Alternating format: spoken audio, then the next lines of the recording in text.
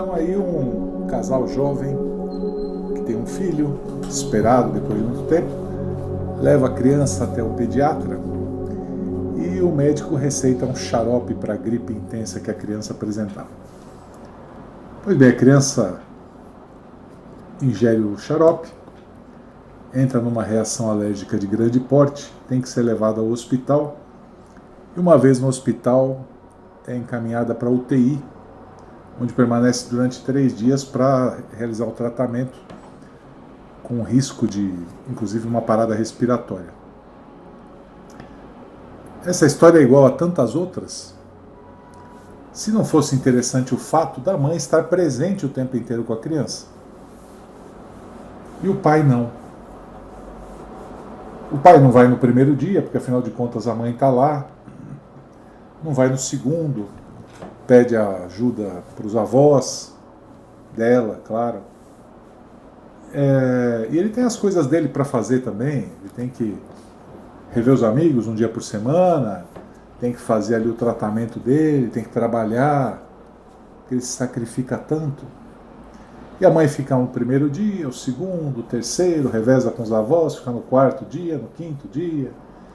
Entre o 6º e 7º dia a criança tem alta e volta para casa e o pai os recebe feliz. Mas vê na mãe uma indignação pelo fato de ele não ter comparecido ao hospital e ele não consegue entender. Ele fala, ué, mas você não estava lá? Seu pai não estava lá, por que eu tinha que estar lá? Essa história ela é comum, mas mais comum ainda é a história que você tem que lavar roupa, você tem que passar roupa, você tem que manter a casa em ordem, você arruma a cama, você cozinha, você trabalha fora, você cuida das crianças, você se preocupa com a escola. O que é isso que está acontecendo? Que anomia é essa que existe na sociedade? Comportamento bastante comum, né? Quando a gente viveu a pandemia, a gente viu inclusive muitos casais se separarem, né? Na época da pandemia, justamente porque o ser humano, homem, né? Ele adota uma postura de que não são serviços dele. Manter a casa não é um serviço do homem, né? É o serviço da mulher.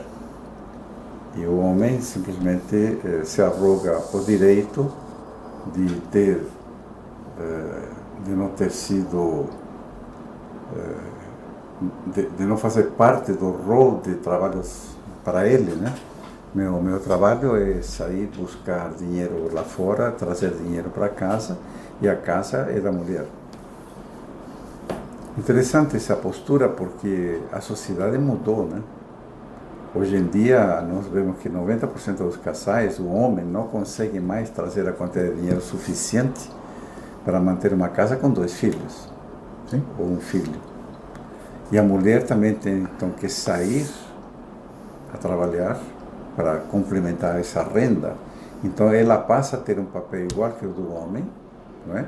De ir buscar recursos lá fora, só que todas as tarefas de manutenção, né? Ela continua permanecendo a cargo da mulher. E o homem simplesmente se ausenta porque é assim que são as coisas. Não é? Se a gente vê isso desde... A gente vai na história lá atrás, né? 1200, na época em que Tomás de Aquino começa, né? a virar a chavinha para ir para o lado racional, né? Que depois vem Descartes, né? Penso, logo existo, e começa a haver todo um viés racional, né? Começa a se dar muito mais valor a quem desenvolve atividades intelectuais do que aquele que desenvolve atividades manuais, não é? E a mulher nessa época era relegada a um segundo plano, totalmente. Então, essa mentalidade vem desta época, 1300, mais ou menos, onde a mulher era focada em criar um ambiente onde o homem pudesse ter sucesso. Este é a raiz desta mentalidade. Não é? Só que nós estamos no século XXI onde as coisas mudaram completamente. Só que em parte da nossa população, felizmente está mudando, né? Uma parte da população já deu um clique. Já tem muitos homens que estão compartilhando a manutenção do lar e das tarefas chamadas domésticas, né? Compartilhando totalmente. Mas tem uma grande parte da população, geralmente as menos esclarecidas, né? Que ainda permanecem em uma mentalidade da Idade Média, né? Onde a mulher, né? Todos esses trabalhos são de responsabilidade da mulher. E o homem simplesmente se furta, né? Então estamos diante de uma arrogância, né? Veja, o comportamento é assim: eu sou superior a isso, não é? Eu não posso me rebaixar a lavar louça, eu não posso me rebaixar a pegar uma vassoura e limpar a casa. Eu não fui feito para isso, né? Eu fui feito para caçar, eu fui feito para brigar, eu fui feito para ficar para fora, não para dentro, né? Eu fui feito para criar que condições. Agora, a manutenção, não, a manutenção é secundário, né? É secundário, entendeu? Isso relega a mulher e daí, obviamente, nasce desde essa época o machismo, né? O famoso machismo, que nada mais ele está ancorado num falso orgulho de superioridade. Eu sou superior.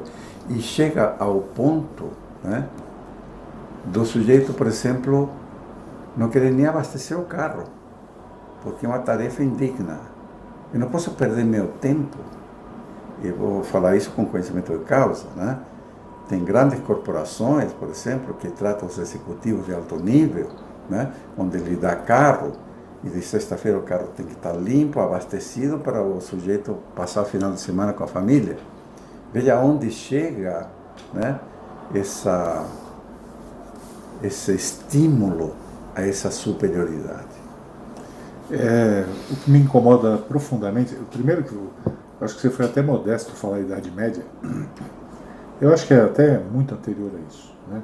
Talvez isso venha aí da formação da espécie humana, essa, eu vou falar entre aspas, não é uma subordinação, mas essa característica que o homem acaba tendo até por ser mais forte, ser superior à mulher, né?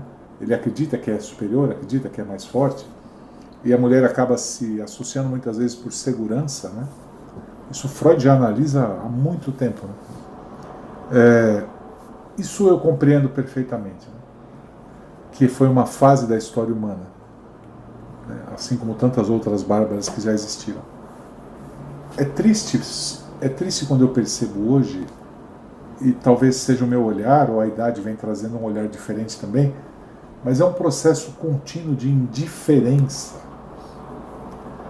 Nós vivemos uma época interessante porque o materialismo ganhou uma projeção tão absurda, que ele faz com que tudo que não seja matéria simplesmente não existe. Sim, é o famoso ter e não ser. Ter e não ser. Isso é algo que é nefasto para nós, porque se você não faz parte desse círculo, você simplesmente não existe. Então, pega como exemplo, socialmente, isso é aceito, né? Existe um consenso social enorme que valoriza esse tipo de postura, valoriza o carro que você tem, valoriza a roupa que você veste. Se você quiser abrir determinadas portas, você tem que se comportar de determinada maneira, senão você não tem acesso a essas portas. Isso mostra bondosamente o individualismo levado a um nível extremo, como consequência a perda de percepção de que eu e você somos um.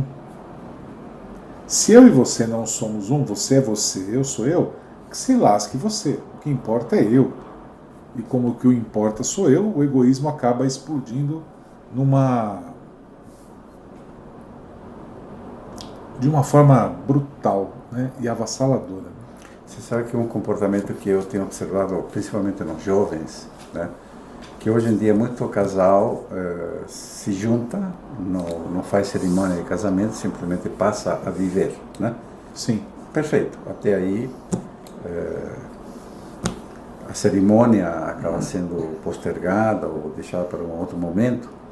Mas o que me chama mais a atenção é o seguinte: muitas vezes o homem não fala nem quanto ganha a mulher, né? Eles simplesmente dividem as contas. Isso. Você paga isso, eu pago isto. E a mulher nem sabe o quanto ele ganha, mas ele sabe quanto a mulher ganha. Não é? É uma postura muito, muito comum. Sim. Outra postura muito comum, quando o cara é mais dominador, ele simplesmente assume todas as contas, pega o dinheiro da mulher e ele administra tudo. Porque ela não sabe, inclusive. Ela não sabe, né? Ambos os comportamentos estão totalmente fora do contexto de unidade que você acabou de falar, não é? Se nós vamos empreender uma jornada juntos como uno, não é? Deveríamos simplesmente juntar todos os recursos e juntos saber o que pagamos por cada item da nossa manutenção, de uma forma transparente, e saber quanto sobra por mês, né? Fazer o planejamento do que vamos gastar, fazer o planejamento se sobra dinheiro para roupa, se sobra dinheiro para viagens, se sobra dinheiro para férias, não é? Saber exatamente onde vai cada centavo daquilo que estamos oferindo ambos, não é? Isto deveria ser o dito normal. Deveria, né? Então, aí o meu ponto de questão, ele é sempre, nesse caso, ele bate da seguinte forma: quando eu vejo o banqueiro que roubou o banco aí recentemente, e acho que ele tem que ir preso 40 anos da vida dele, porque ele é ladrão, mas aí eu vejo o conhecido que tira xerox ali, fotocópia na empresa, coitado, né? Ele tá só levando clipes para casa, esse tem que ser absolvido, né? Então, essa relação entre grandezas, né? O fato é o mesmo, né? O fato é o mesmo, né? Eu estou cometendo a mesma, eu estou agindo da mesma forma. Mas o que é que na minha percepção mudou de um lado até o outro, né? Por que um eu acho que eu tenho que condenar e o outro eu devo absolver? Então, essa relação que eu faço entre libertar Barrabás e mandar crucificar Jesus, que é uma distorção absurda da realidade, mas é algo que expressa o espírito do tempo. Naquele tempo, né, mais valia um rebelde que tentasse libertar o nosso povo do que alguém que vem aqui falar que vai libertar a minha alma, que se lasque a alma. Eu preciso comer. Então, esse é o quadro. E aí, quando eu penso isso socialmente, o exemplo do machismo é um bom exemplo, né? Mas a postura do pai com relação ao filho, né, ele se exime disso, porque afinal de contas ele é melhor do que isso tudo. E ele é o pai, né? Eu conheço particularmente casos em que a família vai viajar, o pai viaja na classe executiva e a família toda, inclusive os filhos, na classe econômica. Nossa. E isso acontece. Porque afinal de contas ele é o provedor, ele está cansado. Ele se cansa, a mulher não se cansa nunca. Os filhos, então, a cansaço não existe para a criança. Essa palavra.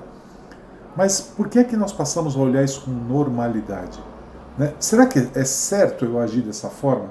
Porque pensar no banqueiro é difícil. Eu nem sei que condições levaram ele a ser preso. Mas o cara que está roubando fotocópia aqui, eu sei.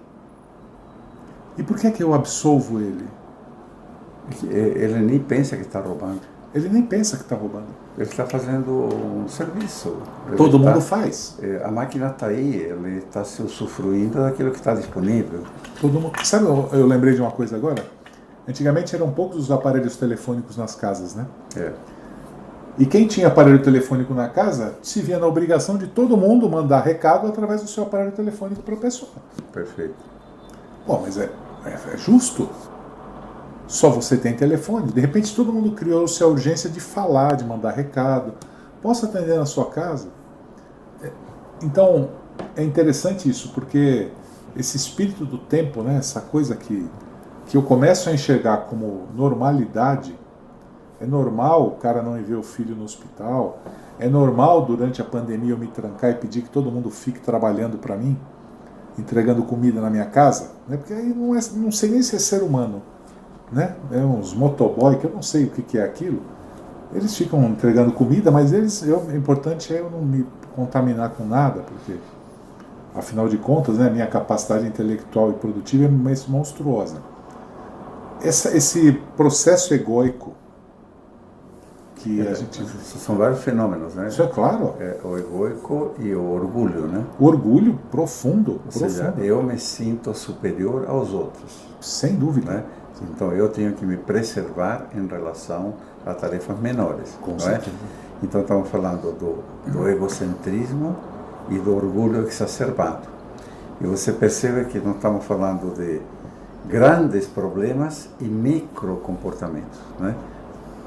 Comportamentos que afetam, como o banco, né? O cara que roubou o banco, né? Afeta muita gente, é um fato de proporções enormes e um fato de proporção o cara que leva o clipe para casa. Mas a raiz é o mesmo. Eu tive um conhecido que ele se mostrava, ele tinha até cartão. Ele era especialista em manutenção predial e residencial. Uhum. E uma época eu falei para ele, cara, você é pedreiro, bicho. Qual que é o problema? Uhum. Qual que é o problema de você ser pedreiro? Não sou pedreiro. Sim. Ele vendia como especialista em manutenção predial e residencial. Qual que é a vergonha de falar que é pedreiro? Isso vale para tudo.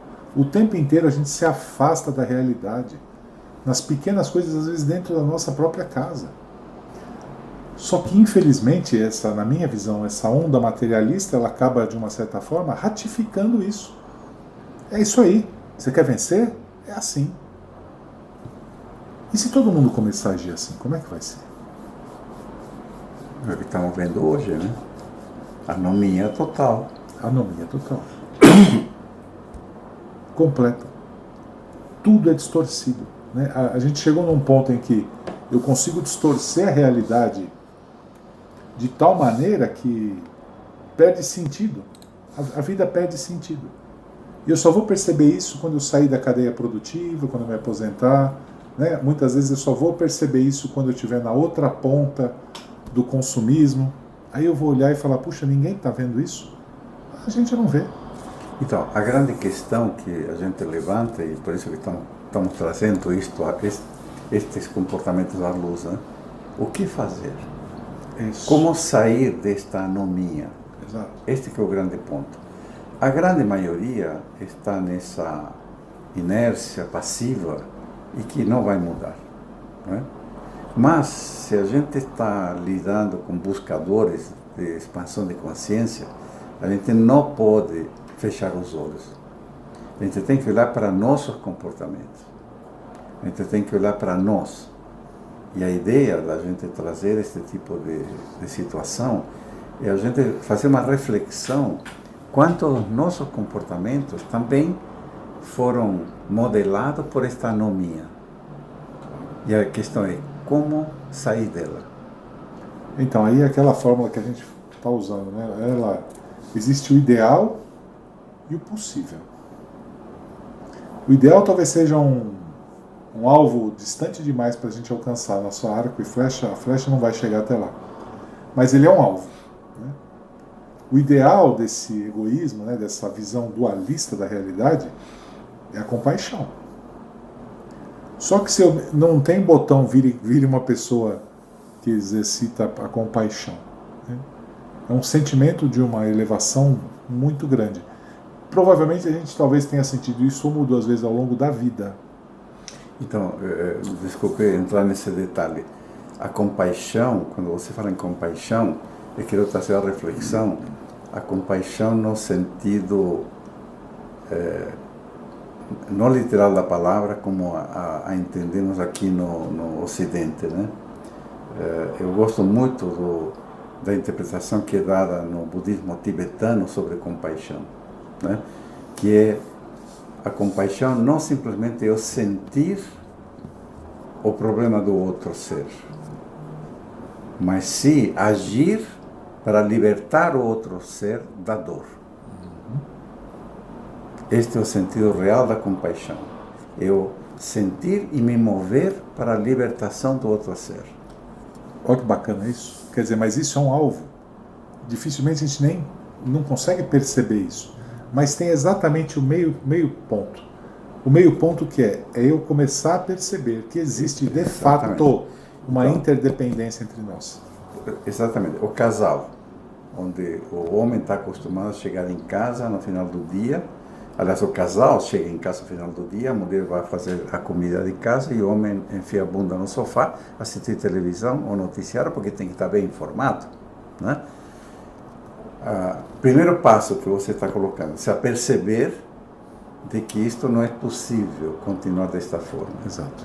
Entender de que a mulher tem um dia de trabalho árduo, tão árduo quanto o dele, que ela também está cansada e que ela mereceria estar descansando. E a gente fala do homem, mas é a mulher também perceber que ela não é para ela assumir esse papel também. Exatamente. Chamar, então, aí vem o movimento, né? Mas se estamos falando em compaixão, o homem sentir a compaixão, ele se mover e compartilhar as tarefas daquele momento. Se ele não se apercebe, que seja chamado pela esposa a participar. Mas, geralmente esse tipo de ação gera um conflito. Porque não há diálogo, né? Porque não há diálogo e porque o sujeito não desceu do pedestal ainda. Sim. Ok?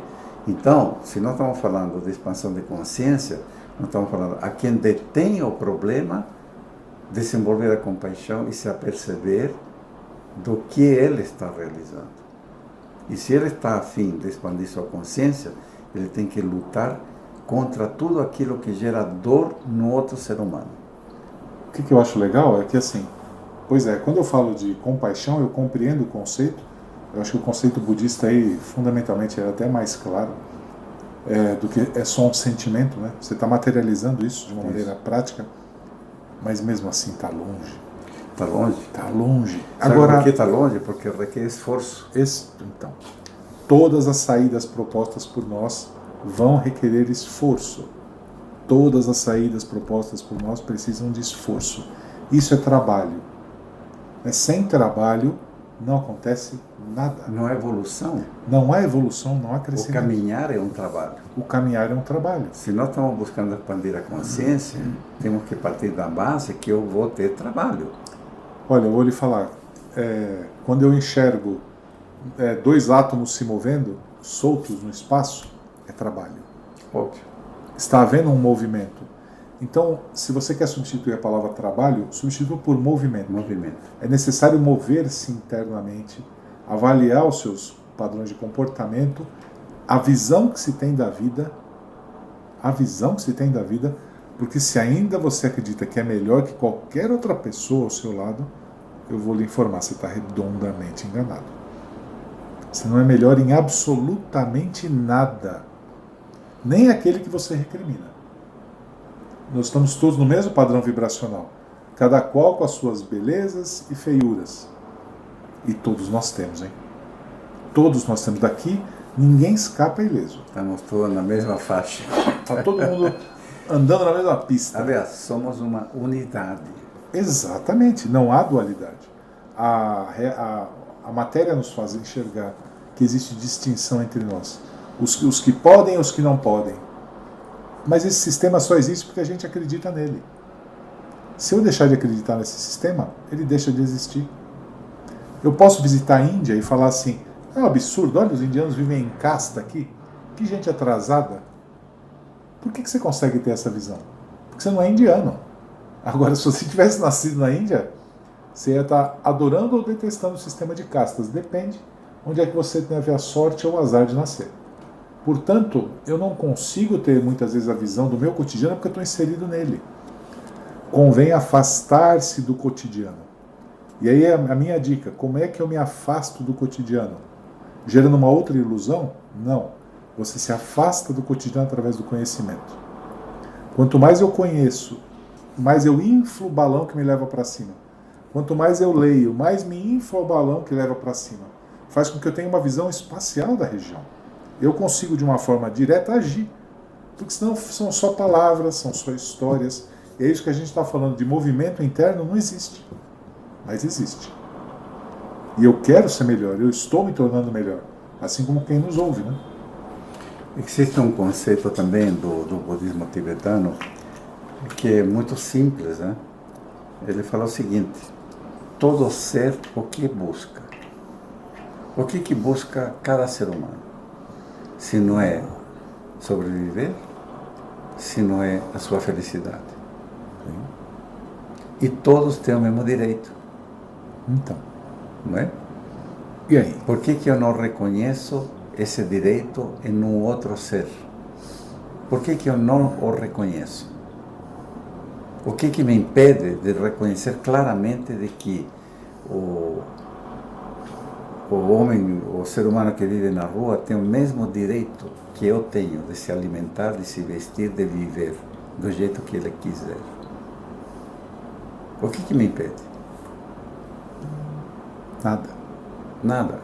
Mas automaticamente meu senso de superioridade. Eu me sinto superior ao outro ser. Sabe como é que isso é mórbido? Você vê agora que vai chegar o fim do ano, e aí vou usar como referência o peru, mas use você o que quiser. É aquela correria, né? Todo mundo tem que comprar peru. É quando o cara chega em casa e fala, eu comprei o peru. E aí ele é capaz de ligar a televisão para ver a correria, ovo de Páscoa nos mercados, aquela bagunça toda, nego desesperado atrás de peru, e ele se sente feliz porque o dele já está lá. Olha que coisa maquiavélica. O egocentrismo ao extremo, né? Ao extremo. Eu tenho. Até porque eu tenho que ter, claro. Né?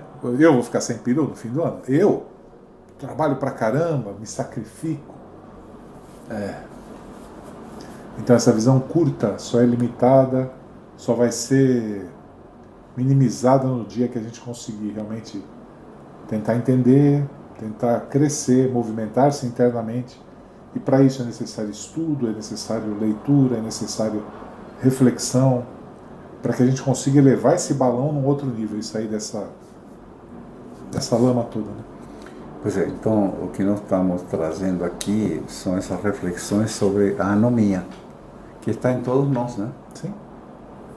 Não, claro, somos integrantes disso, não sou melhor que ninguém. A gente não está se furtando, não. Apenas estamos refletindo e trazendo a luz ao cotidiano, a reflexão, para quem nos ouve também refletir a esse respeito. Né?